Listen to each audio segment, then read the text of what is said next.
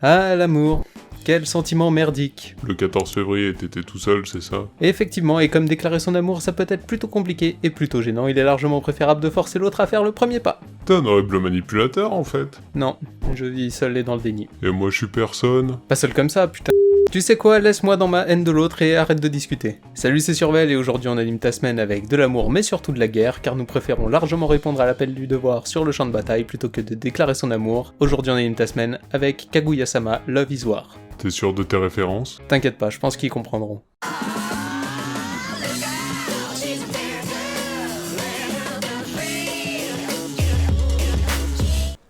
Avant d'aller plus loin, je t'invite à t'abonner à l'ère des blaireaux et activer la cloche pour ne rater aucune des vidéos qui sortiront et recevoir ainsi les conseils de l'ultime blaireau. Sur ce, je te souhaite un très bon visionnage. Kaguya Shinomiya et Miyuki Shirogane sont deux élèves de l'académie Shuichin et tous deux membres du BDE. Par fierté mais surtout beaucoup de conneries, les deux élèves refusent catégoriquement d'avouer leur amour l'un à l'autre et tentent par tous les moyens de forcer l'autre à dévoiler ses sentiments. Résultat, le temps passe et comme avec l'attaque trempette, eh bien rien ne se passe. L'intrigue de l'anime se déroule donc presque uniquement autour de duels de provocation entre ces deux personnages. Tu te répètes un peu, mais j'ai l'idée générale. Je pense que tu peux avancer un peu. En fait, c'est super difficile de faire un résumé global parce que chaque épisode se découpe en différents sketchs, et ce sont des histoires sans lien entre elles la plupart du temps. Du coup, c'est un format qui a ses avantages comme ses inconvénients. Pour ceux qui connaissent, on a exactement le même principe dans Pop Team Epic ou Osomatsu-san, et ça semble même être un format très récurrent pour les animés comiques. En gros, c'est pour dire que le format n'est pas choquant du tout, mais plutôt difficile à résumer sans spoiler une partie des épisodes. Mais pour garder un semblant de continuité dans Love is War, il y a tout de même un fil conducteur. L'amour des deux protagonistes qui se manifeste sous une forme particulière. Je suis spécial! À la guerre comme à la guerre, ma couille. L'anime est assez simpliste dans son casting. Il y a Kaguya et Miyuki pour les deux principaux, il y a aussi Shika et Ishigami qui sont également membres du BDE, et Ayasaka, l'esclave de Kaguya. Tu veux dire une employée de Kaguya? Employé? En gros, ce sont ces 5 personnages qui apparaîtront le plus souvent, et à côté de ça, on a 7 ou 8 personnages qui seront récurrents mais sans réel impact dans l'intrigue principale. Et cette ambiance minimaliste permet d'approfondir le caractère des personnages, parce que ça pourrait tout aussi bien se passer dans le local d'une startup que l'anime fonctionnerait tout aussi bien.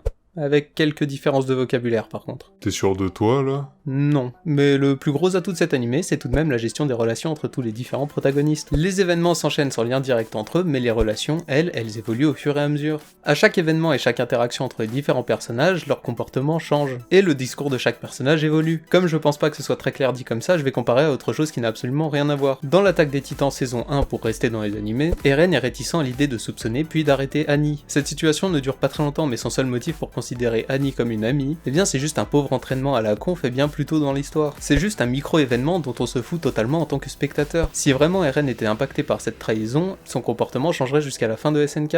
Et pourtant, quelques années plus tard, on oublie totalement qu'un personnage du nom de Annie ait été présent à quelconque moment dans l'histoire. Et il y a juste 2 ou 3 passages qui nous rappellent qu'elle a été là. Au final, Annie n'est qu'une amie pour un jour et une ennemie pour une semaine. La relation entre Eren et Annie ne change absolument rien à l'histoire du manga et de l'anime. Annie devient juste un personnage totalement oubliable de par ses interactions et ses relations. C'est pas tout à fait pour les relations qu'on regarde l'Attaque des Titans. Je sais bien, mais c'est pour expliquer que dans Kaguya-sama Love is War, les relations et les interactions sont super importantes, en tout cas de mon point de vue. Dans Kaguya-sama, pour prendre un autre exemple de spoil, Ishigami a peur de Kaguya pendant un moment. Lorsque Kaguya apprend qu'Ishigami a des difficultés, elle essaye de l'aider à résoudre ses problèmes.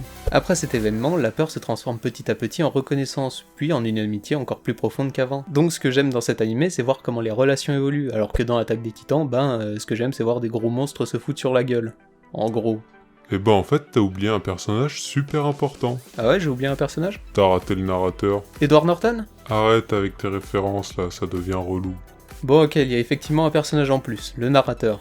Et c'est probablement le personnage le plus présent après Kaguya et Miyuki. D'ailleurs j'ai vu que certaines personnes n'aimaient pas du tout ses interventions. Même si de mon côté, moi je les aime bien. Mais c'est difficilement justifiable parce que justement le fait qu'il gueule tout le temps ou qu'il interrompe l'action pour dire des trucs à la con en fait, ça peut être super chiant pour certains, même si moi j'aime bien ça, je trouve ça plutôt rigolo. Il est justement assez présent pour que le running gag fonctionne de mon côté. J'aime bien son omniprésence et le fait qu'il soit omniscient. En exagérant à ce point le caractère du narrateur, je trouve que ça renforce les blagues et le comique de situation. Pourtant je comprends parfaitement que ça puisse être le plus gros défaut de cet animé pour autrui. Mais je pense sincèrement que c'est un animé qu'il faut absolument voir. Pourtant d'habitude je suis pas du tout orienté romance ou school life, c'est même des trucs qui me font plutôt chier d'habitude. Mais Kaguya-sama est un animé très drôle que je vous recommande chaudement, mais surtout avec amour et sensualité. Bref, si tu es toujours devant cette vidéo, je t'invite à t'abonner, à activer la cloche, lâcher le petit pouce en l'air qui fait ultra plaisir.